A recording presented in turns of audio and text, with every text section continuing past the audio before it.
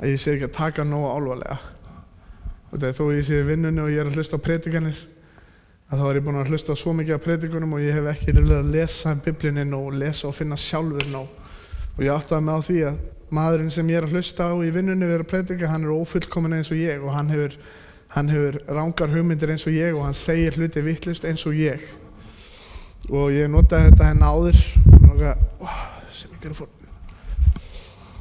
langar að nota einu sinni enn. Skemmtilegt hljóð.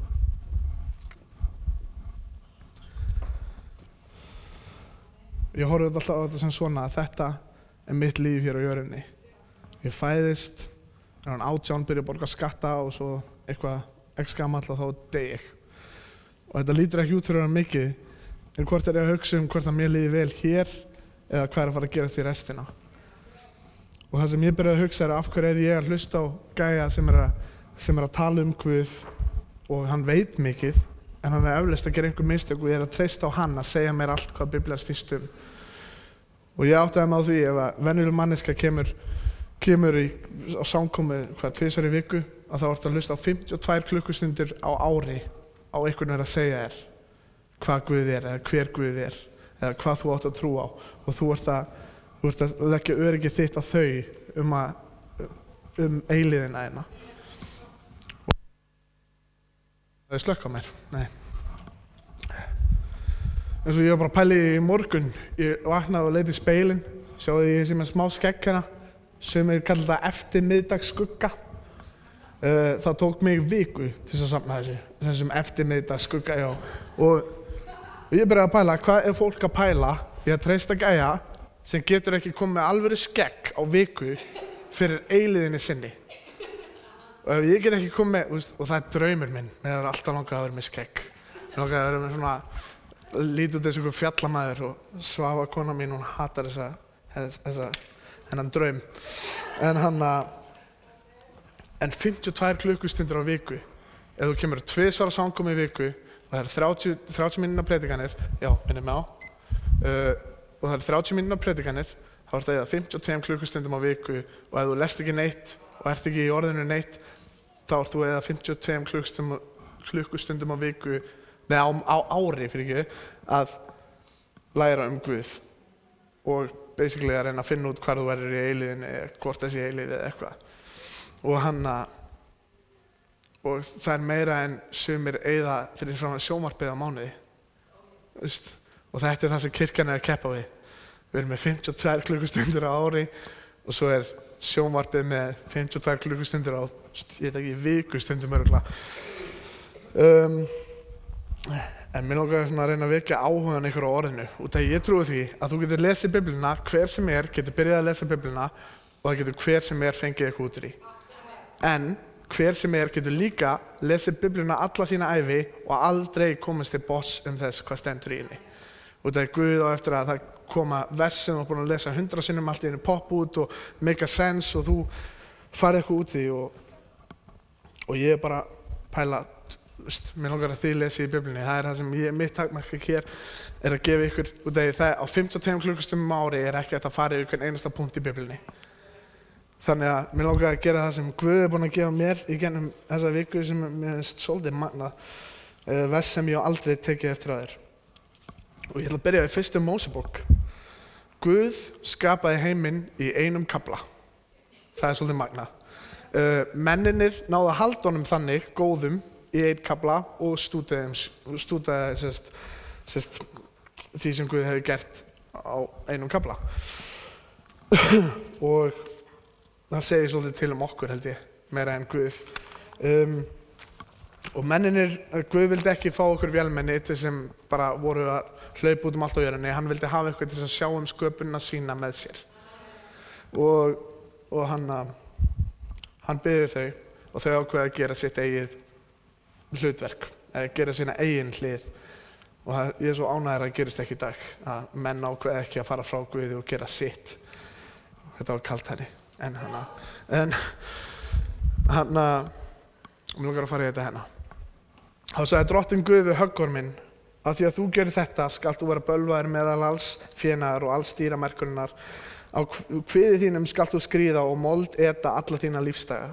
Og fjandskap vil ég setja á milli þín og konunnar, milli þíns sæðis og hennar sæðis. Það skal merja höfuð þitt og þú skalt merja hæl þess.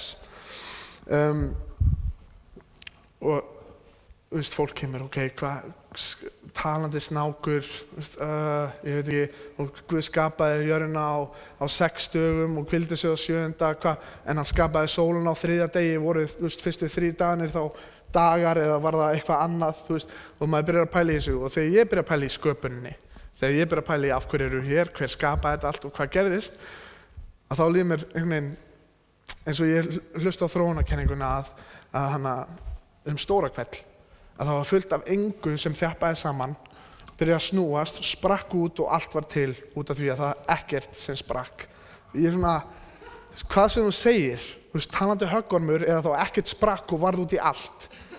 Þá ef þú ert ekki með Guðinn í myndinni, þá er þetta svolítið ómögulegt. Sumir segja að fyrsta Mósebók sé ljóð, út af því þegar þú lest þetta á hebresku, þá hefur þetta svona ljóð í sér og kannski Guð hafi ekki skapað þetta svona. En ég segi bara, hvernig sem Guð skapaði þetta, þá var það allavega Guð. Það var allavega ekkert og svo varð eitthvað. Og ef vísindamenn segja að það var eitthvað allan tíman, þá getur það alveg eins verið Guð. Já, skulum ekki fara út í það. Ég gaman að tala um þetta. Og fyrsta augljósa tengingin á milli Gamla testamentisins og Nýja testamentisins er þarna. Það eru biblíufræðingar sem kalla þessi vers protavangelium. Ég veit ekki af hverju biblíufræðingar þurfa alltaf að nota latínu eða eitthvað svona skemmtilegt, en þeir eru basically að segja fyrsta tákn áætlun Guðs til þess að ná mannkyninu aftur. Protavangelium. Og af hverju segir það? Í fyrsta lagi það sæði konunnar. Aldrei annars staðar í Biblíunni hefur þú heyrt sæði konunnar.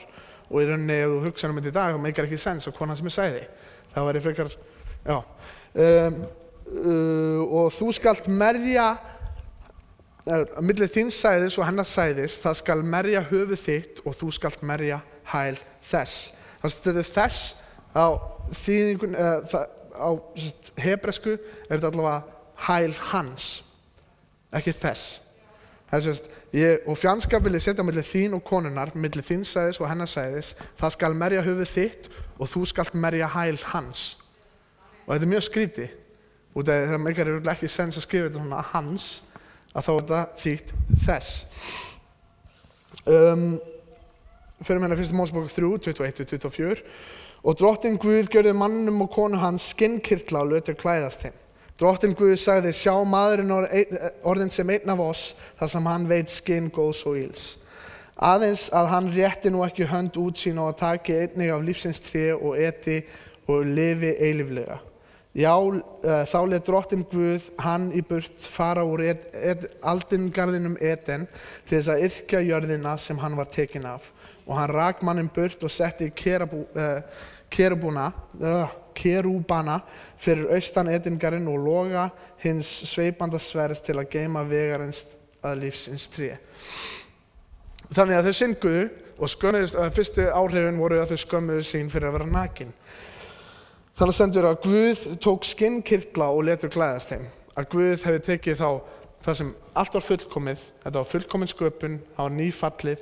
Þá tók Guð 2 fullkomin lömb, eða biblíufræðingar tala um að þetta voru lömb sem hann hefur tekið, drepið, slátrað og gert kirtla fyrir þau og þau voru í þessum lambakirtlum til þess að hylja synd sína.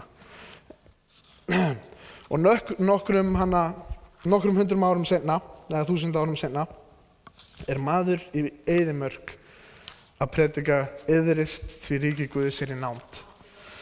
Hann kallar farisea, sem eru mjög trúaðir menn, kallar farisea synir snáka og segist vera að undirbúa veginn fyrir Krist. Og hann segir þetta þegar hann segir Jesú. Þetta bar við í Betaníu handan Jórdanar, þar sem Jóhannes var að skíra. Daginn eftir sér hann Jesú koma til sín og segir, sjá Guðs lamb sem ber synd heimsins. Á öllum titlum sem við borið, þá var hann lamb. Sjá, hér er lambið sem á eftir að hylja yfir syndir okkar. 3 árum seinna eftir þetta vers, þá er maður á krossi sem heitir Jesús. eða á hebresku Jeshua, sem þýðir Guð bjargar. Lesum þetta. Jónasar Guðspjall 20:30-33. Þegar Jesús hafði fengið edikið, sagði hann, það fullkomnað. Þá hneigði hann höfuðið upp og gaf andann. Nú var aðfangadagur og til þess að líkin væru ekki á krossinum hvíldardaginn, báðu gyðingar Pílatus að láta brjóta fótleggi þeirra og taka líkin ofan af, enda var mikil helgi þess hvíldardags. Hermenn komu því og brutu fótleggi þeirra sem með honum voru krossfestir, fyrst annars svo hins. Þegar þeir komu á Jesú og sáu að hann var þegar dáinn, brutu þeir ekki fótleggi hans. Hefur ykkur pælt í því af hverju við erum að tala um fótleggi svona rosalega mikið í þessu? Er ég eini? Ok. Í krossfestingum þá þetta ekki, Passion of the Christ var ekki einu sinni nálægt í. Eða þú veist, það var, ok, í fyrsta lagi, það var ekki nelt í gennum lófana, það nelt í gennum beinin í hendinni, út af því ef þú fer í gennum lófana þá þyngdi þín vantanlega eftir að rífa naglan út. Þannig að til þess að haldist á krossinum er nelt í gennum beinin hérna í úliðinum. Og þeir sem hafa handleggsbranna vita hvaða bein þetta eru 2 bein. Til þess að halda á krossinum með löppunum er nelt í gennum hælbeinið þitt. Og að þyngdin á þér, á brjóstkassanum er svo mikil að til þess að anda, til þess að lifa eins lengur, ofta stóu menn ekki út af því að þeir blæddu til dauða eða eitthvað svoleiðis, að þeir voru ekki lengur með styrkinn til þess að ýta sér upp á tánum til þess að anda. Þannig að þeir köfnuðu til dauða á krossinum. Og það var mun betri leiðir til þess að drepa fólk. Þetta var leið sérstaklega til að láta fólk líta illa út. Þú hékkst á krossinum nakin í stundum daga áður en þú dóst. Þú þurftir að gera alla þarfir þínar fyrir framan alla sem horfðu og nakin. Þú veist, þetta var ekki, þú veist, eins og við erum með krosshálsmenn þar sem Jesús er einhvern veginn svona með svona smá skýli. Þú veist, þetta er ekki svona fallegt. Þetta var, þú veist, eins og ég hef pælt í hvernig við hugsum alltaf jólin. Ég er að fara að eignast barn núna í júlí. Ekki ég, Svafa er að fara að eignast barn. Ég fæ að horfa á. Ég heyrði það fyrst daginn að þegar börn fæðast, þá eru þau með coneheads. Og það fríkaði mig út. Bara að hugsa að krakki minn kæmi út með einhverja keilu. Og ég var að kíkja á þetta á Google og ég fann bara, ég sá börn hana með bara einhvern egghaus. Og mér fannst þetta bara rugl. Og ég byrjaði að pæla í af hverju fáum við þetta svona flott, skilurðu. Ok, María, þegar hún var að eignast barnið, var hún væntanlega 14 ára eða eitthvað svoleiðis. Jósef var örugglega 17 ára. Það var engin ljósmóðir. Og þeir sem hafi verið við fæðingu, ég hef líka heyrt að það er ekki mjög snyrtilegt hann inni, ef ég setja þannig. Það gerist fullt af hlutum og þú missir stjórn á hlutum. Ok, af hverju ekki, og þetta var í helli með fullt af dýrum. Og þetta lítur alltaf rosalega vel hjá okkur á jólunum eitthvað. Jósef hefði ekki verið svona eitthvað. Hann hefði verið svona bara eitthvað, skítrættur, hvað gerðist? Hvað er að gera? Hvað er komið út í? María, nýbúin að eiga, hún er bara eitthvað svona, og Jesús ekki með egghaus.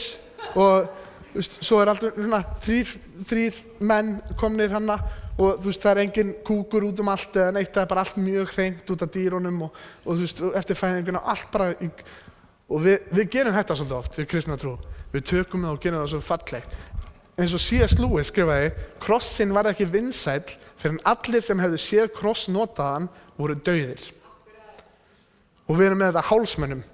Ef það verið geimveru til og það kemur á jörðina og sáu fólk vera með hennar tæki til þess að myrða fólk.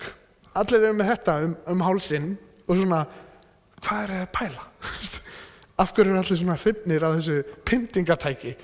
Og það er allir með þetta bara hálsinn, labbandi, og þetta er orðið svo fallegt fyrir okkur. Þetta var alls ekki fallegt þegar Jesús hékk á krossinum. Allavega, Jesúa hékk á krossinum og hann bar nafnið Guð bjargar. Eftir alla krossfestingar, þegar þú vildi drepa menn á krossinum, þegar þú varst búin að fá nóg að því að þjá þá var brotið lappina hennar þannig að þú gast ekki reisti upp lengur. Og þá kafnaðir, þannig dóstu á krossfestingum. Þess vegna er verið að tala að þeir fóru að brutu lappinu og þeim nema Jesú og þegar hann var dáinn. Öll lík þegar voru tekin af krossfestingum voru með marinn hæl og út af því að þau voru að ýta sér upp og förum nú aftur í þetta hennar ves. Og fjandskap vil ég setja á milli þín og konunnar, milli þín sæðis og hennar sæðis. Það skal merja höfuð þitt og þú skalt merja hæl hans. Og þetta finnst mér magnað, hvernig Biblian, þetta er raunverulega ein saga. Og eftir ég byrjaði að lesa hlusta á einn gæja sem er mikið í þessu. Hann tekur alltaf eitthvað, já, við ætlum að tala um Mattheus 5 í dag og svo byrjar hann alltaf á fyrstu Mósebók. Mér finnst það magnað, hann er bara búinn að taka hausinn minn hvað var það Biblíuna og snúa hann algjörlega við út af því að nú er ég alltaf að reyna að finna hvað er í Gamla testamentinu þetta. Og ég trúi það er alltaf hægt að læra meira. Og ég hefði ekki hugmynd ég hélt alltaf að Jesús á krossinu væri svona eftir að Guð var búinn að hugsa í nokkuð 1000 ár. Hvað getum við gert? Já, Jesús niður, skilurðu. Nei, þetta var planið allan tíman. Þetta var henni fyrstu Mósebók 3. Já.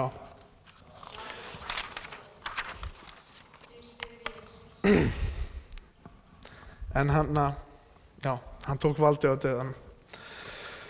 Mér langar að fara fyrst í byrjunin á Nýja testamentinu. Margir fara yfir þennan kafla og það minnir mann svolítið á 4. Mósebók. Það er eiginlega bara svona, fyrstu 4 kaflar, bara ættatala. En mér langar að lesa þetta er skemmtilega ættatala. Ættatala Jesú Krist, sonar Davíðs, sonar Abrahams.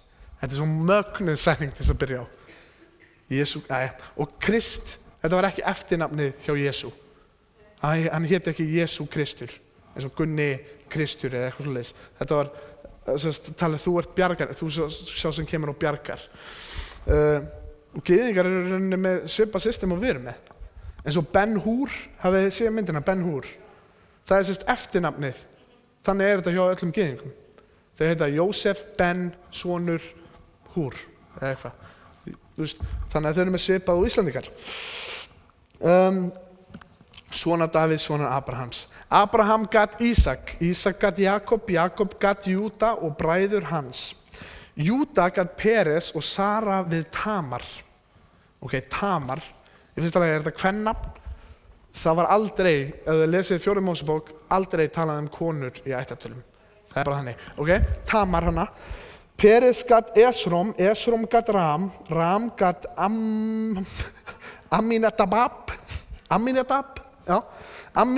Aminadab gat Naxon, Naxon gat Salmon, Salman gat Bóas við Rahab, önnur kona við Rahab, og Bóas gat Óbeð við Rut, önnur kona. Óbeð gat Ísæ og Ísæ gat Davíð konung. Davíð gat Salomon við konu Úrija. Þessi konu Úrija er önnur kona. Gyðingar hötuðu hana svo mikið að þeir vildu ekki láta nafnið hennar í Biblíuna. Það var basically þannig. Fyrir fyrst í Tamar, sem er hana í 3. versi. Tamar, hún var gift gæja sem heit dó, það stendur bara Guð drap því var ekki góður, basically í Biblíunni. Og þá er hefð hjá gyðingum, ef þú missir manniðinn, þá farir næsta bróðir á eftir og ef þú eignast barn í gennum hann, þá er það talið vera erfingi fyrsta katsinsins, skiljiði. Og þetta var rauninni gert til þess að vernda konur. Og það á þessu dögum og gátu konur ekki átt eignir, gátu ekki unnið, og þannig að þú þurftir að eiga son til þess að taka við öllu því sem maðurinn skildi eftir. Hún var gift hann dó, og svo giftist hún Sela sem var bróðir hann vildi ekki gefa henni barn út af því það ekki barni hans, það barn hans og hann bara, skulum segja, hann leyfði henni ekki. Það er eina fína sem ég get hugsað mér að segja. Guð sá að það var ekki gott og lét drepa hann. Þau áttu yngri bróðir, en hún þurfti að bíða eftir að hann væri eldri. Þegar hann var orðinn eldri, var Júda, tengdapabbi hennar, vildi ekki leyfa henni að giftast honum út af að hann var hræddur að gerist eitthvað við hann. Þegar Júda var að fara, þá fór hann í einhverja ferð hún elti hann, klæddi sig sem vændiskona, faldi andlit sitt og tældi hann til að sofa hjá sér. Hún eignaðist barn og hún í línu Jesú Krist. Rahab, hún hérna í 5. versi. Hún var ekki gyðingur, hún var gift gyðingi Rahab munið eftir sögunni við Jerikó. Þegar Ísraelsmenn koma og taka nokkra hringi Rahab var sérst vændiskona sem hýsti njósnarana til að koma og skoða Jerikó. Þannig að vændiskona hér í tölu Jesú Krist. Hún giftist Salmon og þar með í ætt Davíðs. Rut var ekki gyðingur, heldur utanákomandi. Maðurinn hennar dó, en í staðinn fyrir að fara að leita sér að öðrum manni ákvað hún að elta tengdamömmu sína og hún fór með henni út af hún vildi þjóna Guði hennar og hún vildi vera í ætt hennar. Þannig að utanákomandi manneskja var í ættatölu Krist. Kona Úrija Bethsheba. Það talað hann í Biblíunni út af hún var að baða sig á þaki og þeir sem kunnið halleluja þá kemur hún fram í því lagi. Hún var að baða sig á þaki, ég veit ekki af hverju voru með baðkar á þaki, en Davíð konungur var á sinni höll, sá hana og bað hann að koma, svaf hjá henni. Hún var ólétt og maðurinn hennar var í stríði. Þannig að hann kallaði manni sinn aftur, ætlaði að segja henni svona, ég farið nú að sofa hjá konunni þinni eitthvað. Hann vildi ekki gera neitt gott á meðan menn hans voru í stríði. Þannig að hann sendi Úraja aftur og lét drepa hann. Sendi hann í fyrstu víglinu og verður viss hann degi. Skildi hann eftir, sendi hann inn í óvinnaherinn og dragði svo tilbaka svo sé alveg 100% viss hann degi. Og þessi kona í línu Jesú Krist. Og ég að pæla, ef þú sérstaklega á þessum tíma, ef þú ert að byrja nýtt trúarbragð, þá byrjar þú ekki svona. Þú þarft ekki að taka fram hvaða konur voru í þessu, en hann tekur það samt fram. Af hverju, hvað ætli Matteus hafa verið að pæla? Og bara að hugsa það, bara almáttugur Guð kom í gegnum holdið á fullt af göllum. Kom í holdi í gegnum fullt af göllum. Og það sem mér finnst svo fyndið að þetta ekki nýtt trúarbragð. Þeir komu ekki til þess að byrja nýtt trúarbragð. Trúarbragð ég ætla að reyna að komast nær Guði. Það sem kristin trú að Guð kom til okkar. Og mér langar að segja eitt, ef þú ætlar að byrja nýtt trúarbragð, sérstaklega á þessum tíma, þá gerist sagan ekki svona. Hann fer inn í, hann rísir frá dauðum, kemur út og fyrsta fólki sem hittar hann eru 2 konur.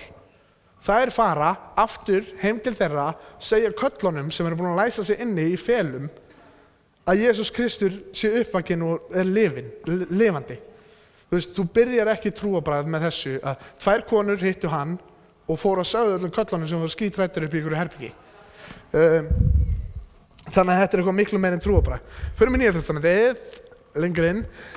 Ég bandi ekki vegna drottins áminni yður þess vegna að hegða yður svo sem sambúðið þeirri köllun sem þér hafið hlotið. Verið kvíverna, lítillátir og hóvarir, verið þolinmóðir, langlyndir og umburðir hver annan í kærleika. Kappkostið að varðveita einingu andans í bandi friðarins. Og það sem ég lesi, mér langar að skora á okkur, lesið í Efesíusbréfið. Þannig að í fyrsta kafla kemur sterk beygja. Það bara sterk beygja. Í fyrstu 3 kaflunum hann að segja hver þú ert. Guð gerir þetta, þú ert þessi, þú ert góður, þú ert samkvæmt. Og hérna segir hann, ég bandi ekki vegna drottins áminni yður þess vegna að hegða yður svo sem sambúðið þeirri köllun sem þér hafið hlotið. Hann segir ekki, verið góðir svo að þið geti verið þessi hérna maður. Hann segir, þið eru þetta, þið eru hreinsuð fram fyrir Kristi, þið eru þetta og núna út af því að þið eru þetta, þá skuluð þið lifa svona. Hann segir ekki, lifið svona svo þið getið borið þennan titil, þið eru með þennan titil, þannig að lifið samkvæmt því. Og ég hugsa þetta svona, þetta eins og þegar ég gifti mig. Það var ekkert mál að segja já. Það var ekkert mál að segja, já, ég tek hana sem konu. Það ekkert mál við þessu orð, en það breytist allt. Það breytist allt, hvernig ég lifi, það var mjög einfalt líf hjá mér. Ég var með 3 hrúgur á gólfinu. Ég var með hreint, frekar hreint og óhreint. Og svo fór ég, og þegar allt var komið í þessa hérna hrúgu, þá ýtti ég fram og það bara hreinsaðist allt og svo kom það aftur til mín bara í góðu standi. En það gekk ekki lengur eftir að ég gifti mig. Það breyttist allt. Þegar ég sagði já, hafði ég ekki hugmynd hvað titillinn hafði í sér, hvað maður hafði í sér. Ég eigin maður, en ég var orðið það, þannig að nú þarf ég að haga mér samkvæmt því. Og þannig horfum ég á þetta vers. Fyrstu 3 versin að segja hvað þú ert. Nú ertu þetta, þannig að haga þér svona. Það er ekki haga þér svona svo þú getur orðið þetta, það er þú ert þetta, haga þér svona.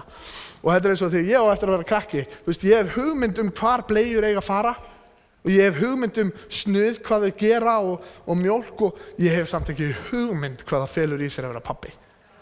Og í júlí á ég eftir að vera pabbi. Þá verð ég orðin pabbi og samkvæmt því þarf ég að haga mig svona. Og ég á alltaf eftir að læra. Og það pælir í, ég er ekki fullkomin, ég er svo ófullkomin. Það voru allir í ætt Jesú Krist. Það voru mjög margir. Það voru allir. Það voru allir ófullkomnir. En það er ekki það. Það er heldur út af því að þú ert sonur og dóttir Krist, þá hagar þau sér svona. Og við erum ekki að reyna að vera eitthvað, reyna að finna eitthvað titil. Við erum með titilinn og samkvæmt því lifum við. En ég er með rosalega góða myndlíkingu. Eða þetta var kalt henni líka. Herru, hér er, þetta hér. Þetta er Bali. Þetta er eitthvað leikfang úr barnastarfinu og þið með endilega ekki að peningi í barnastarfi þannig að þið sjáu hvað leikfengin er úr léleg. Þetta er Óli, ok. Höfum þetta hérna. Sjáu þið Óla og sjáu þið Óla og sjáu þið Balan. Sjáu þið Óla og Balan á sama tíma. En núna. Úr fókus. Ok, en núna. Byrju, Óli, hagaði þér. En núna. Sjáu þann? Já, ok. Þetta er myndlíkingin. Við skulum lesa versin núna. Ef einhver er í Kristi, er hann skapaður á ný, hið gamla varð að engu, sjá nýtt er orðið til. Allt er frá Guði sem sætti oss við sig fyrir Krist og gaf oss þjónustu sáttagjörðarinnar. Við erum í Kristi. Hann sér ekki Krist hérna megin út af því að hann gaf sig á krossinum og okkur hér. Hann sér okkur, þegar hann sér okkur, þá getur hann ekki komist hjá því að sjá hvað Jesús gerði á krossinum fyrir okkur. Að þú ert í Kristi og þess vegna hefðu okkur svona. Við höfum okkur ekki einhvern veginn til þess að við getum orðið í Kristi. Við erum í Kristi, það er titillinn okkar og nú samkvæmt því lifum við svona. Og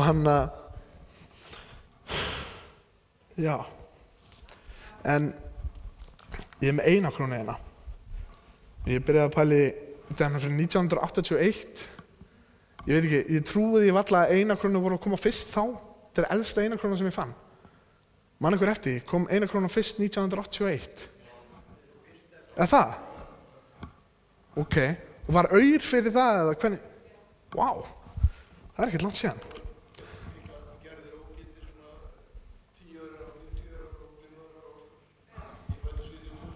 Já, ok. Þetta er eina fyrstu 1 krónum sem urðu til. Pældi í. En þetta er samt 1 króna bara þó hún sé eina fyrstu. En ég byrjaði að pæla í og ég byrjaði svona hefð. Alltaf á afmælinu minni byrjaði að hugsa mikið dauðann sem er mjög jákvætt. En ég ætla að byrja að hefð. Mér finnst það hollt. Og þegar ég byrjaði svona, hvað er ég raunverulega að gera við lífið mitt? Er ég að skilja eitthvað eftir?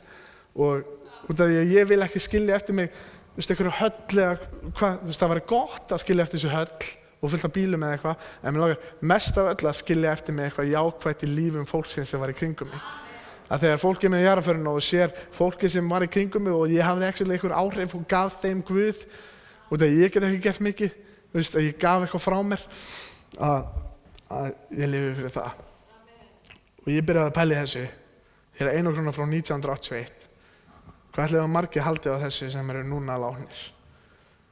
Og þetta kannski þunglynd fyrir marga, en fyrir mig var þetta svona, ok, það fólk sem voru að lifa fyrir þetta. Sem var kannski ekki fyrir þessa einakrónu, en fyrir þennan pening, fyrir einhvern kopar, fyrir eitthvað plast, eitthvað bréf. Þetta ekki einu sinni bréf, ég veit ekki einu sinni hvað þetta er. Hvað peningur? Hann gerður úr einhverju steiktefni, ég man það. En það fólk sem voru að lifa öllu sínu lífi eftir krónunum, eftir peningunum, eftir öllu þessu, hvað ætlar þú að gera, Gunni? Hvað ætlar þú að skilja eftir því sem er meira en það? Og mér langar að skilja mig eftir, og ég ætla, það er gaman að sjá þetta. Alltaf því ég held á einakrónu eitthvað, og þá vona ég að hugsa þetta, hvað ég að lifa fyrir? Og þegar mér langar að lifa fyrir eitthvað meira, og mér langar að skilja eitthvað meira eftir mig heldur en fjárhæðir eða eignir. Mér langar að skilja eftir mig eitthvað eilíft í lífi fólks. Og ég vildi bara spyrja þessu, erum við tilbúin að lifa fyrir meira?